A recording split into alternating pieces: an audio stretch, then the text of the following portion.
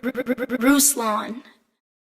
It's time to address the elephant in the room. I don't like making videos like this. I'm not gonna make this video about a specific person because there's been quite a few people, many of which I consider friends, acquaintances, colleagues that have recently renounced Christianity.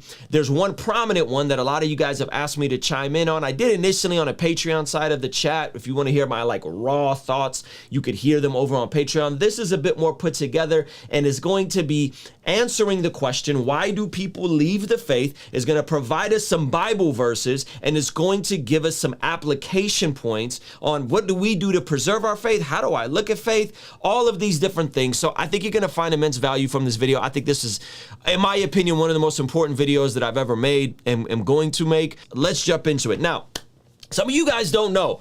I'm 37. I'm a bit older. Some of you guys look and you're like, yo, you know, the baby face, he looks great for 37. I'm 37. So it means I've been around for a couple decades in this Christendom space, in Christianity, in Christian hip hop. I came to faith in the early 2000s. I do not have a specific moment where, boom, I was not saved and then I was saved. It was a ton of moments. It was me raising my hand every week at a seeker's church. It was me surrendering. It was me getting plugged into a life group. And long story short, I got into doing Christian music. And what I found in Christian music, specifically Christian hip hop, is at the time there was this monopoly and this train of thought that locked down a specific approach, methodology, and theology to who was and isn't in the sense of Christian music.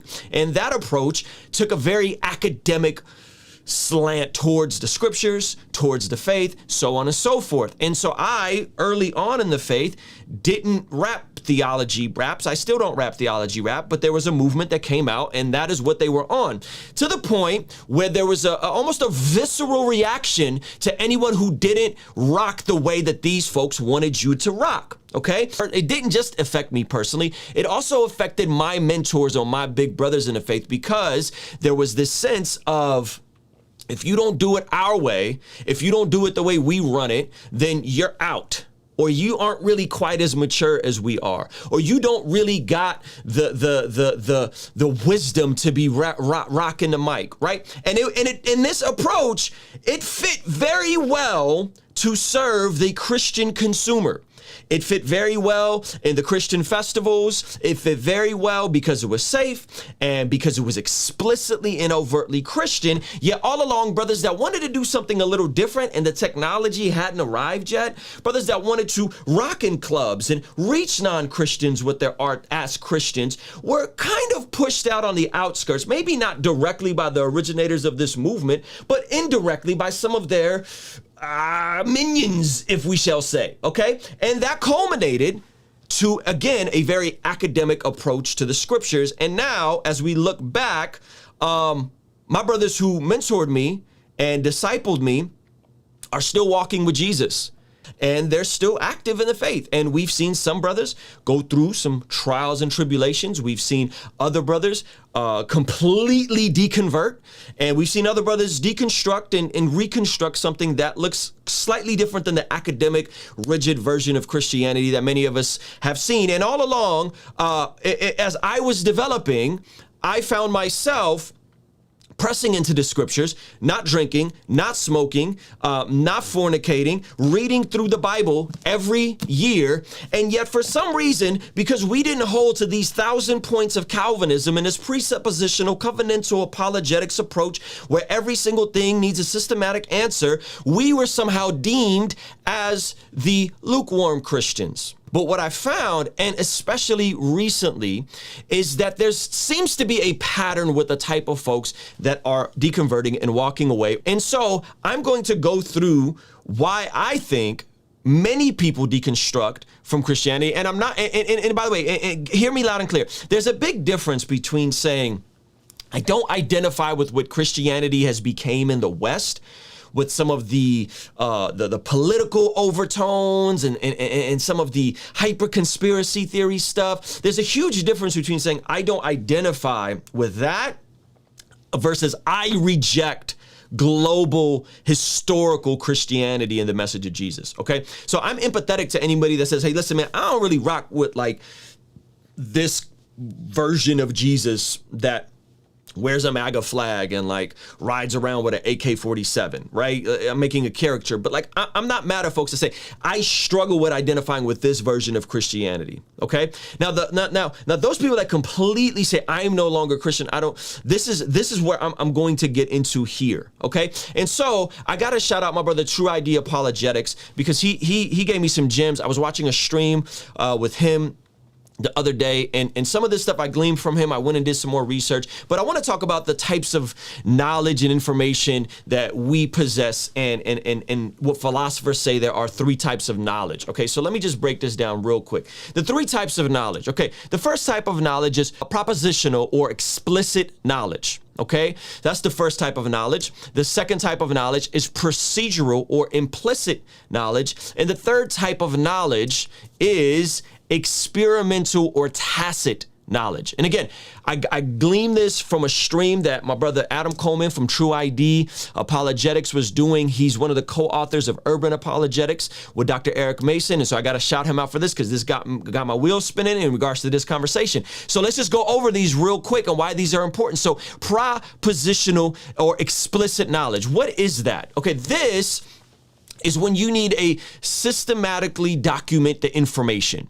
Okay, this is a very textbook approach. This is in writing. Okay, this is something that approaches things with a FAQ or instructions. Okay, so think of like facts and figures. This is also very data driven. Okay, this is propositional or explicit knowledge. If you're following along, you're going to know where I'm going to get to in just a second. So that's the first type of knowledge, propositional or explicit knowledge. Think of very academic, data driven, facts driven, in writing. You need an answer, you got to dot every I, you got to cross every T. Propositional knowledge. Okay, the second type of knowledge is procedural knowledge or implicit knowledge. Okay, explicit knowledge applied. This is when you know something, but you don't just know it here, you can then go and act. See, somebody can know music theory, but it's completely different to know music theory and sit down and play the piano, or sit down and play the piano and write their own song. Okay, so this is procedural implicit knowledge.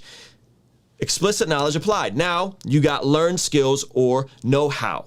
This is now skills applied. Okay, procedural knowledge is different than the first types of knowledge. This is wisdom. This is why I'm so obsessed with Proverbs. Okay, this is knowledge applied, wisdom. And the last part is that it's attached to problem solving. So you're taking something you know and you're able to infuse it and use it to problem solve. Procedural or implicit knowledge. And the last kind of knowledge is more of an experimental or tacit knowledge. This is informal but personal. This is, I know your face and identity, but it's not a just I know facts about you. See, some of you guys may know facts about me, and you may know that I'm 37. You may know where I live. You may know, well, hopefully you don't know where I live. You may know my name. You may know you may know what state I'm in. You may know that I like music. You may know that I've been married, right? And so this is an informal knowledge, but it's different when Ray Rock knows me and I know him.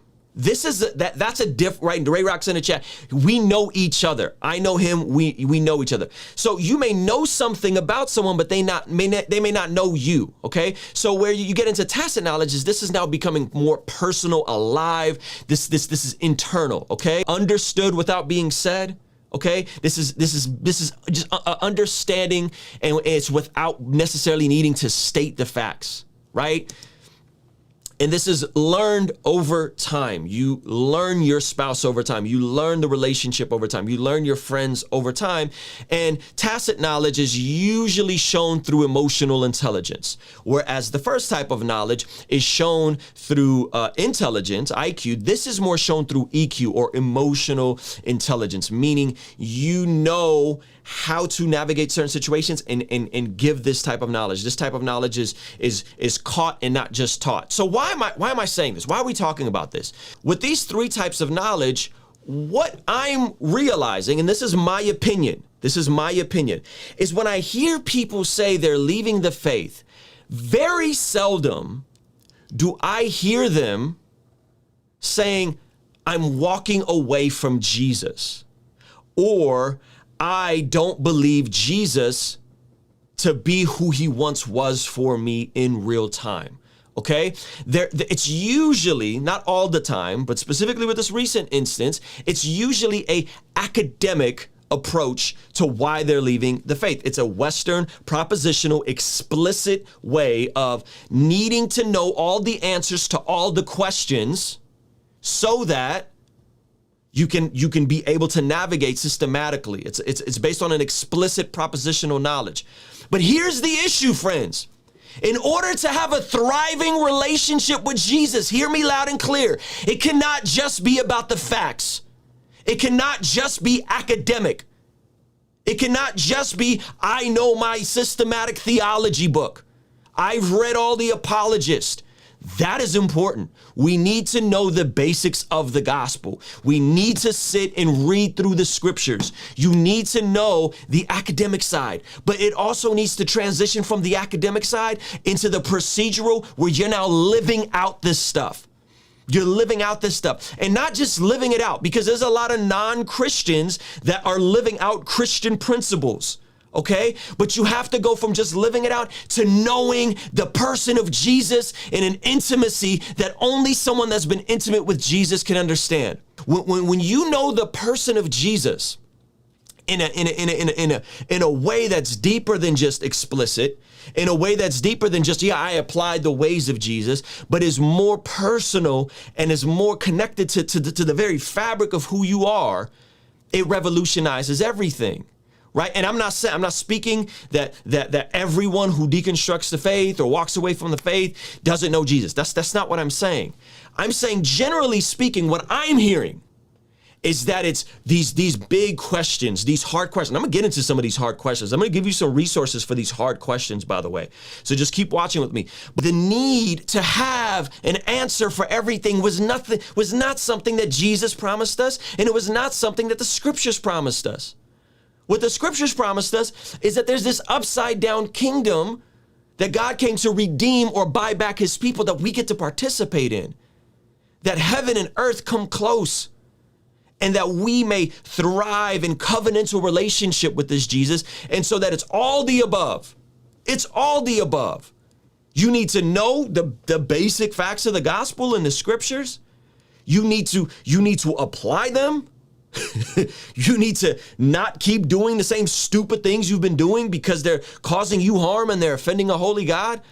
And you also need to know what it's like to be intimate with the Father. And so what you notice is that folks tend to rock way too heavy with one of these three areas that tend to walk away from the faith.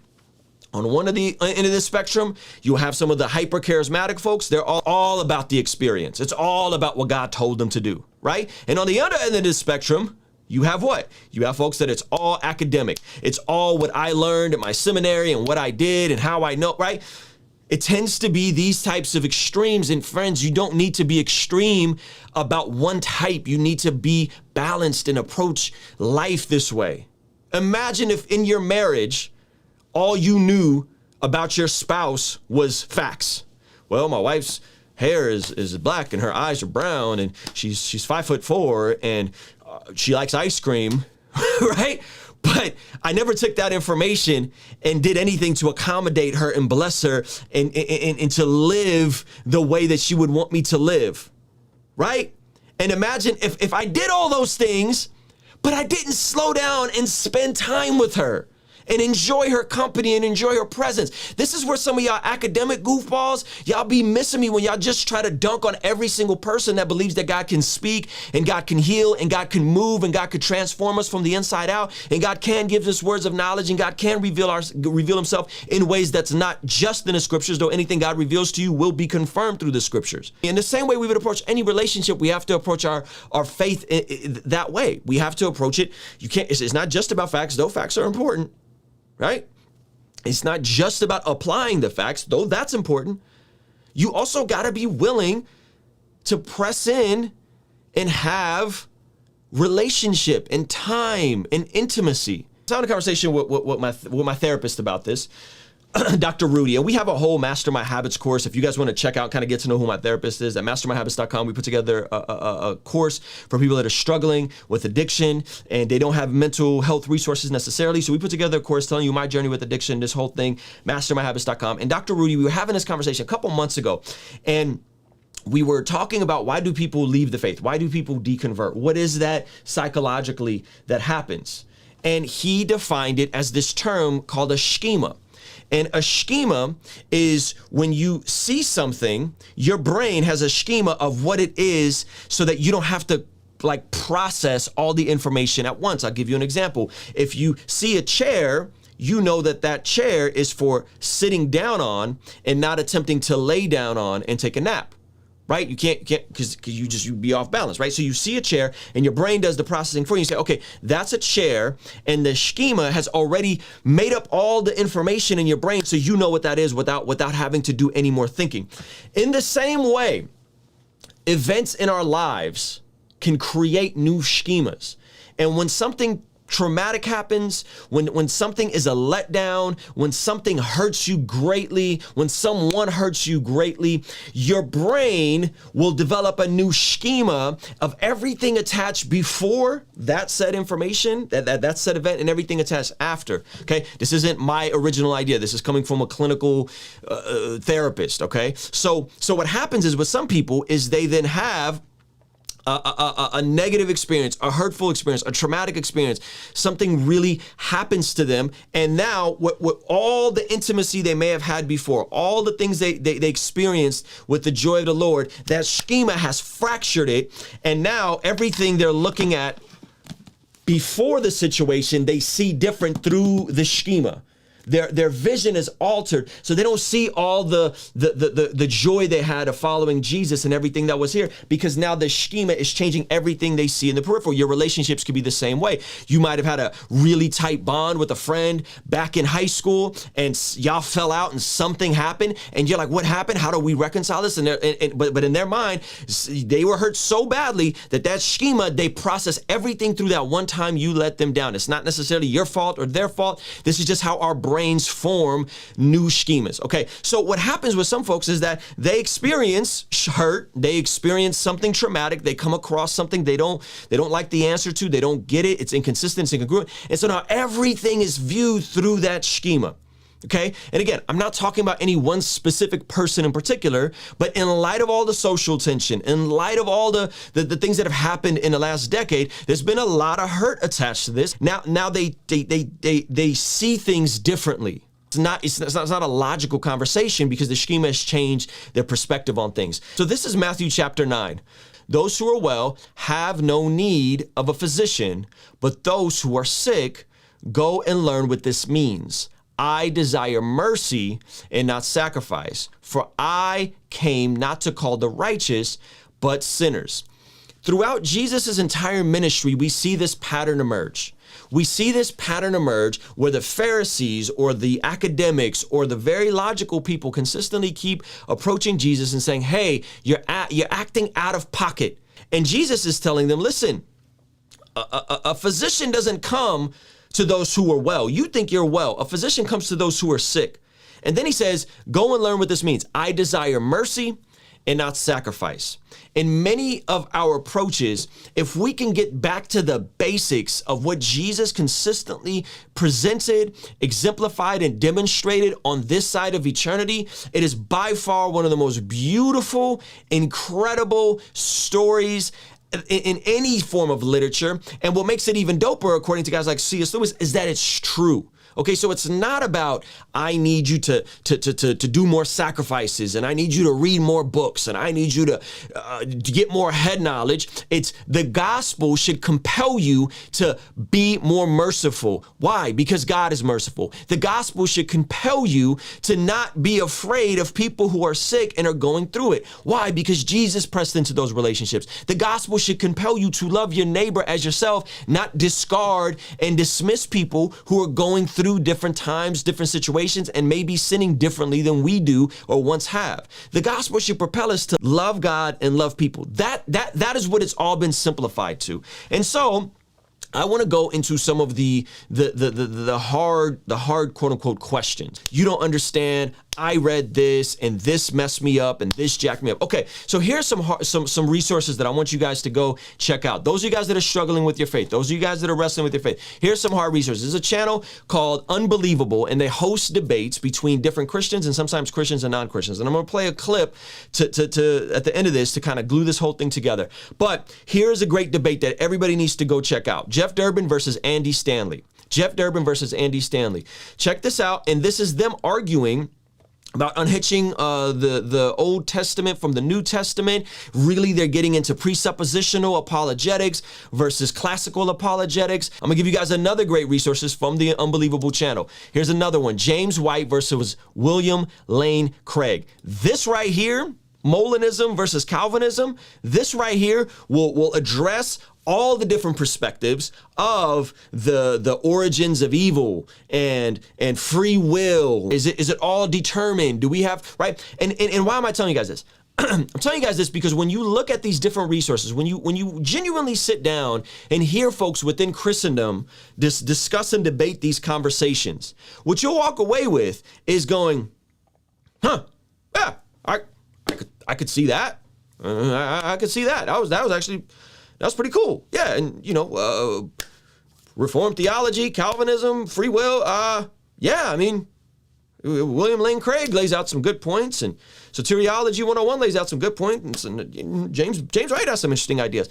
So when someone's trying to hit me with a trick to Christian question, what about the origins of evil? I'm like, we've been debating this for like thousands of years, right? Go listen to all the different perspectives Christians have on the origins of evil, the atonement, the wrath of God, all these different things. There's so many different perspectives that Christians are debating. If you have a hard question, odds are it's already been debated and it's already been challenged.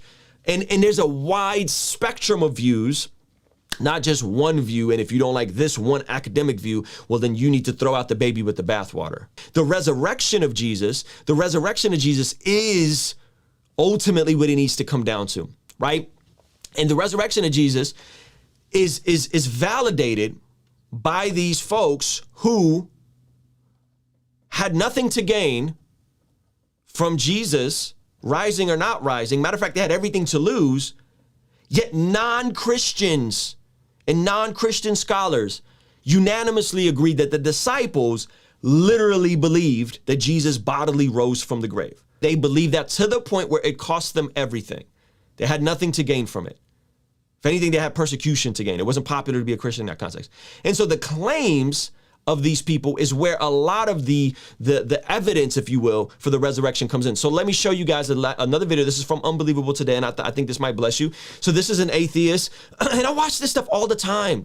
So my faith is not threatened. I'm willing to hear out all these different perspectives because the way this is answered, I think, is so brilliant. So check this out. This is Jonathan. I think you say his name's Pierce. He uses this illustration. Check this out, and then I'll leave you guys with one final thought. Right? So let's say this is the resurrection of Jesus. I look at this and say, right, the evidence for the resurrection of Jesus is very, very, very small, very low value indeed. So if I was to believe the claim that Jesus resurrected, I would need to fill up my pint glass with a lot more stuff. And that would require me to fill it up with faith, motivated reasoning, biases, stuff like, heaven and hell. So that this tiny sliver of orange cordial takes up 3/4 of the glass.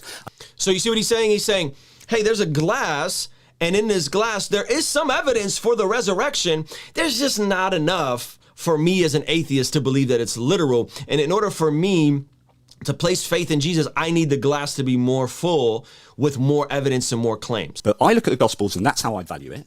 He looks at the Gospels, and he will evaluate the evidence as being 3/4 of the glass. So the question is, really today, what we need to be talking about is, what are we bringing to the table that means that our evaluations of both the claim and same for the resurrection. So what are we bringing to the table, and how can we meet in such a way that we start understanding each other and start having maybe a benchmark for how we arrive at our worldviews and our background knowledge. Right, for sure. I think Jonathan and I have different priors for something like the resurrection. We can discuss, I think, a bit later how we assess the priors, because I think that we assess the priors in different ways. I don't see beliefs as binary, right? Either you believe it or you don't, but more as a confidence level, right? We have different confidence levels, and you might justify confidence in a belief at, say, 90% versus 95% and so forth, and that can be quantified or assessed, determined by a Bayesian calculus. So he said, I don't view beliefs as binary, but as confidence levels. Okay. So he's saying, look, there's only limited evidence. And he's saying, okay, I don't look at it as a yes or no. I'm looking at it as a spectrum. I'm looking at it on the spectrum of all the evidence presented with regards to the claims of the early church, with what history testifies, with why we believe the New Testament documents are reliable, with believing that, first of all, there is a God because creation or intelligent design or whatever you want to call it, set these things in motion. And if the same God that created the heavens and the earth, surely he can rise a man from the grave. When you factor in all of these different things, when you factor in all of that, the confidence level is way further on the spectrum of, yeah, I think Jesus bodily rose from the grave. I think he literally rose from the grave. And I think there's enough confidence there to substantiate that from history, from the evidence that the New Testament documents were reliable. And I think that becomes the crux of the conversation, not all of these other things. Well, what about the wrath of God? Well, what about predestination? Well, what about hell? Well, what about LGBT? Well, what about this? Well, what about that? Well, it's like, listen, let's get back to the resurrection. Did Jesus literally rise from the grave? I think there's more than enough evidence in the claims to make a confident statement that that is true. And then the rest of it is funneled through that. The last resource I would say for a lot of us is check out the 1 Year Bible. So many Christians haven't read through the scriptures. So many Christians haven't read through the New Testament. This is laid out brilliantly. It's a bit of the Old Testament, a bit of the New Testament, a psalm and a proverb every day. It takes about 10, 15 minutes to jump through this whole thing. So many of us haven't read it. Read through it. We've been talking about, or the origins of evil and predestinate. Like, this has been going on. I am not threatened by anybody else walking away from the faith because my faith doesn't hinge on anybody else, right? Philippians chapter 2, verse 12, therefore, my beloved, as you have always obeyed, so now not only as in my presence, but much more in my absence, work out your own salvation with fear and trembling, for it is God who works in you, both to will and to work for his good pleasure. Work out my salvation. Why? Because God is working in me, okay? So we could talk about all the different types of knowledge, but at the end of the day, we need to have a healthy balance of all the different types of knowledge. And then here's the last proverb I would leave you guys with, Proverbs 25:2. It is the glory of God to conceal a matter, but the glory of kings is to search out a matter. So there are some things that God conceals and we may not know on this side of eternity. So I've consistently get criticized, ridiculed because I do not hold this harsh, staunch 1,000-point whatever faith that's academic and all these different things, and that I've been, hey man, I'm certain about a few things. I'm very confident about a few things. There's a lot of stuff I just don't know. Not because I haven't studied, because I have. And I'm like, I don't know. Here's what I do find ironic. And this is, again, not speaking about any one specific person, because a lot of brothers that are going through this process, I consider friends and acquaintances. But what I do find ironic is that when people were so dogmatic in what we call some of these non-essential secondary beliefs, and then as they deconvert, they become equally dogmatic about trying to justify their deconversion and all the new things they think they know. Because what you really did is you just went from one dogma to another dogma. You think you got freed up of religion and evangelicalism in the Western church or what have you.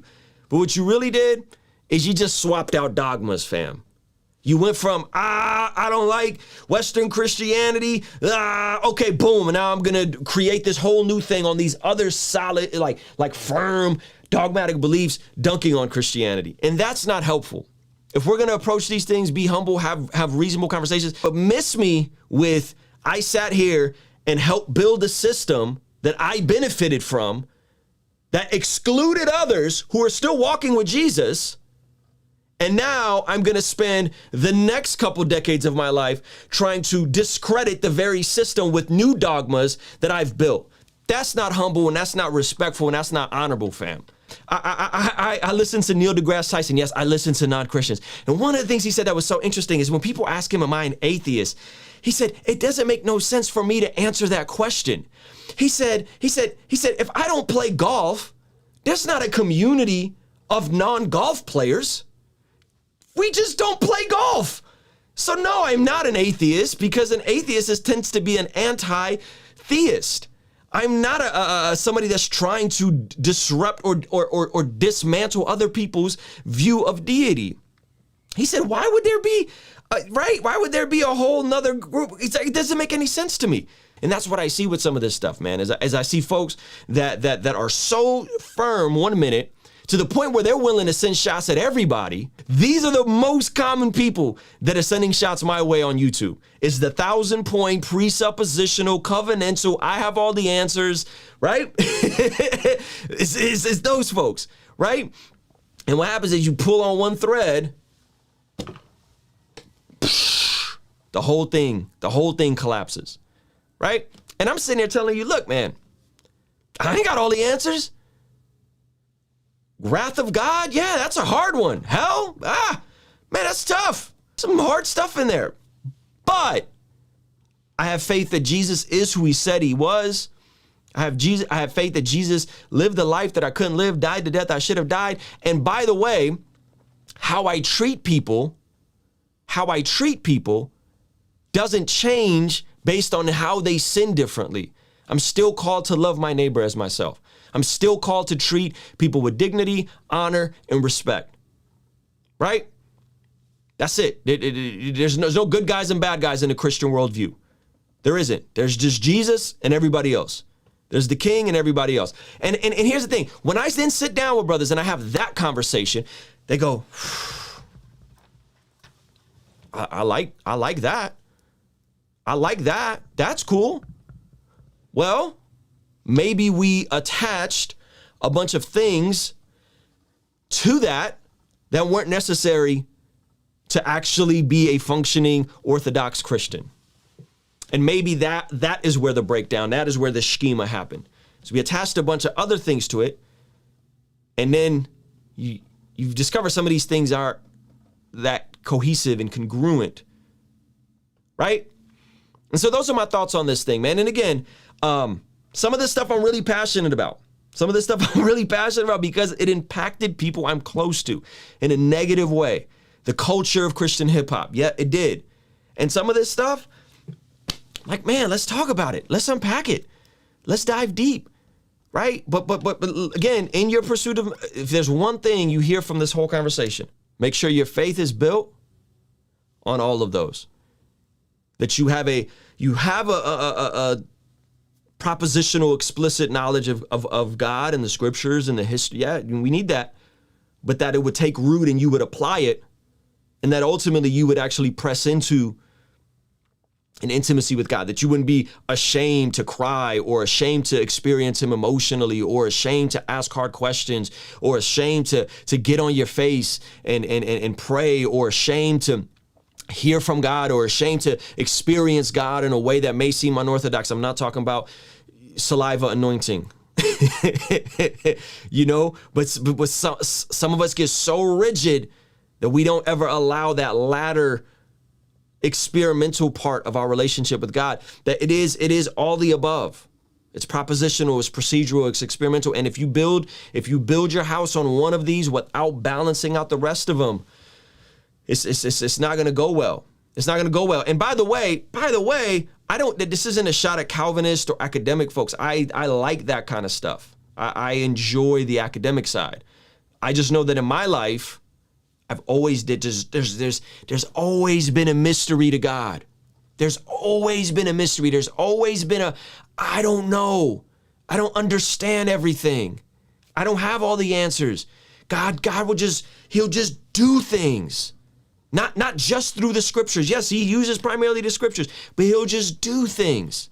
Miraculous things. They don't make sense on paper, right? I experience those things regularly. And so I think if we keep that at the forefront and being willing to go wherever God wants us to go, experience whatever God wants us to experience, it will allow us to have a faith that sustains when life throws its curveballs, when we have to go through trauma, when we have to go through tough questions, right?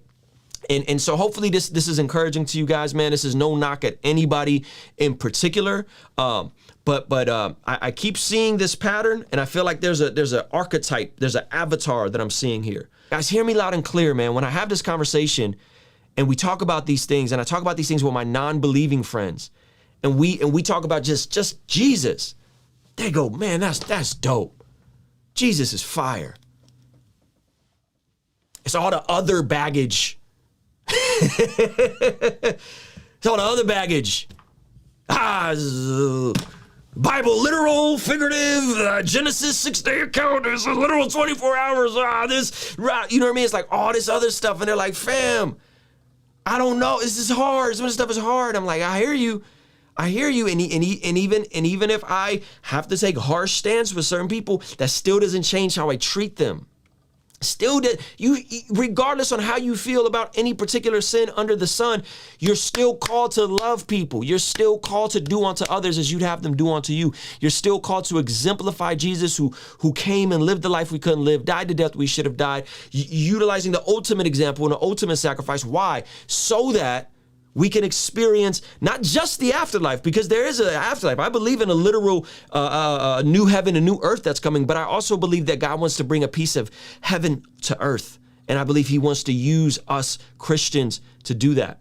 Followers of this Yeshua, this historical figure that makes is so unique from any other figure that we've seen throughout history. Like, just get in this, right? This is like the actual version. It's called the 1 Year Bible. The version's on the app. I'm going through it again. I've done this 7 times. This right here is probably one of the best things I've done for my faith. Just getting in them scriptures, man, and seeing the narrative of Jesus weaved in through the Old and New Testament, seeing foreshadowings of Jesus from Joseph to David to Moses, and you keep seeing the similar story reoccurring, always pointing forward to the coming of the Logos of God to take on the sin of the world in a way that no other religious figure deals with these things. It's the greatest story ever told, except it's true. And that's beautiful. So anyway, guys, those are my thoughts. Let me know what y'all think. Kingstream Entertainment. Ruslan.